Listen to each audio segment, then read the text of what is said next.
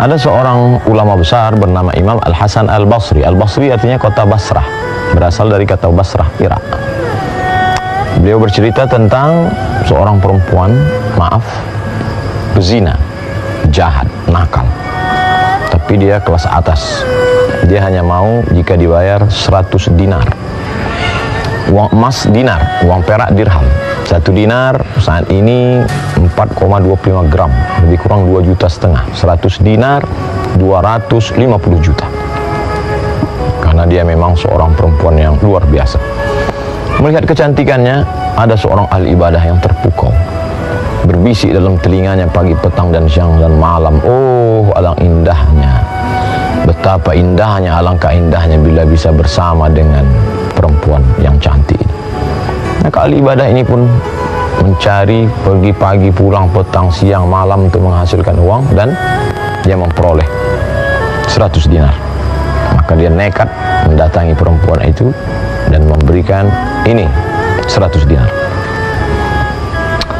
Ketika perbuatan itu akan dilakukan, tiba-tiba saja laki-laki ahli ibadah itu merasakan dalam hatinya rasa takut kepada Allah Subhanahu wa ta'ala.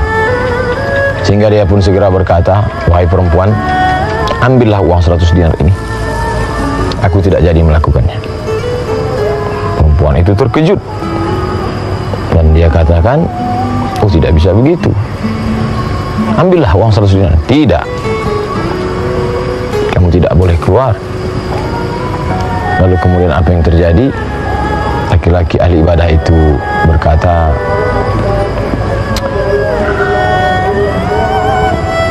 saya takut kepada Allah Subhanahu wa ta'ala. Akhirnya perempuan nakal itu mengatakan, kamu boleh pergi dengan syarat kamu menikah dengan saya. Baiklah, dia pun pergi menuju kampungnya, bertaubat, mendekatkan diri kepada Allah Subhanahu wa ta'ala. Dan perempuan yang nakal itu terbuka pintu hidayah, ternyata bukan karena mendengarkan tausiah, bukan karena tazkirah, tapi karena melihat ada hamba Allah yang sudah memberikan hartanya sebanyak 100 dinar, tapi dia ada rasa takut kepada Allah Subhanahu wa ta'ala.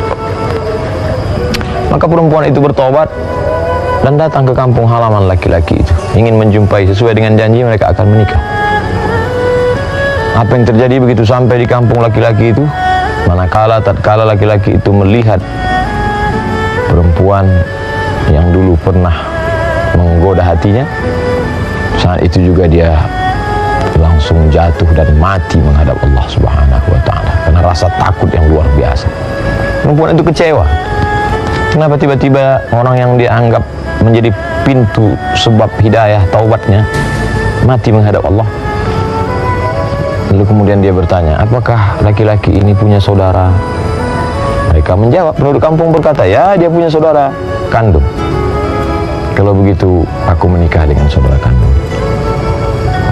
Akhir kisah mereka pun menikah.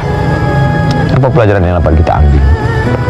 Bahwa selevel tinggi apapun ibadah seorang hamba, tetap juga berbisik dalam hatinya, karena setan tak pernah mati. La'aq'udanna lahum siratakal mustaqim, aku akan bengkokkan jalanmu yang lurus. La'atiyannahum min baini aydihim, aku akan datang dari depan, wa min khalfihim, dari belakang, wa an aymanihim, dari kanan, wa an syama'ilihim, dari kiri. Aku akan tetap datangi mereka dari depan, dari belakang, dari kanan, dari kiri, walaupun ahli ibadah. Oleh sebab itu kita senantiasa mohon perlindungan kepada Allah. A'udzubillahi minasyaitonir rajim.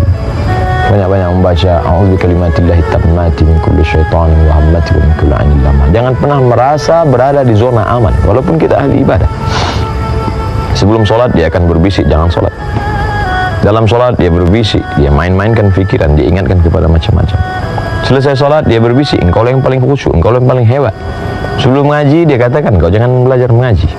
Setelah belajar mengaji dia mulai berbisik, engkaulah yang paling hebat bacaannya, tajwidnya, suaranya, naramnya. Talbis iblis senantiasa datang. Ini yang mengganggu isi kepala. Alladzi waswisu, berbisik-bisik fi sudurin nas minal jinnati wan nas. Ternyata begitu bersemangatnya orang mencari harta pagi, petang, siang, dan malam. Tujuan target yang ingin dicapai bukan berinfak, bukan bersedekah, tapi ingin melakukan perbuatan dosa. terpukau melihat kecantikan seorang perempuan yang luar biasa. Tapi di situ pula lah makna ibadah. Inna salata, sesungguhnya salat, tanha, mencegah anil fahsya, dari perbuatan keji, wal munkar. Betapa zikirmu, bacaan Qur'anmu, ibadahmu menjaga dirimu. Apa ini? Buktinya saya salat, buktinya saya puasa, buktinya saya zikir, pikiran saya tetap ada saatnya dia akan menjadi benteng. Lihatlah bagaimana yang dilakukan laki-laki ini. Saat akan terjadi perbuatan itu, datang rasa takutnya kepada Allah Subhanahu wa taala.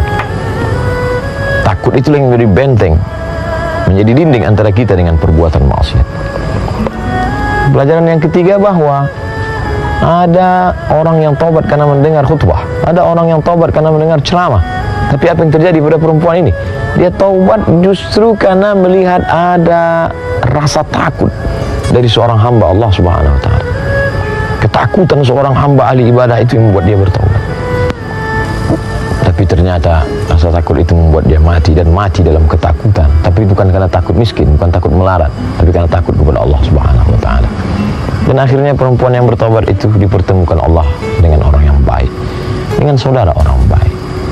Begitulah Allah memberikan jalan kebaikan. Bahwa di awal hidup kita pernah salah, pernah berdosa, pernah silap, pernah khilaf, pernah melakukan perbuatan maksiat. Siapa yang tak pernah bersalah? Siapa yang tak pernah berdosa? Hikmah yang dapat kita ambil, bila awal dulu pernah hitam, legam, buruk, jangan sampai pada akhirnya tetap dalam keadaan berdosa. Mari kita perbaiki diri, mudah-mudahan kita selalu dalam bimbingan Allah Subhanahu wa taala. Terima kasih. Assalamualaikum warahmatullahi wabarakatuh. Assalamualaikum warahmatullahi wabarakatuh. Hai sahabat religiwan semuanya, semoga usia bertambah, istiqomah juga semakin bertambah, amal bertambah, maka bertambah pula persiapan kita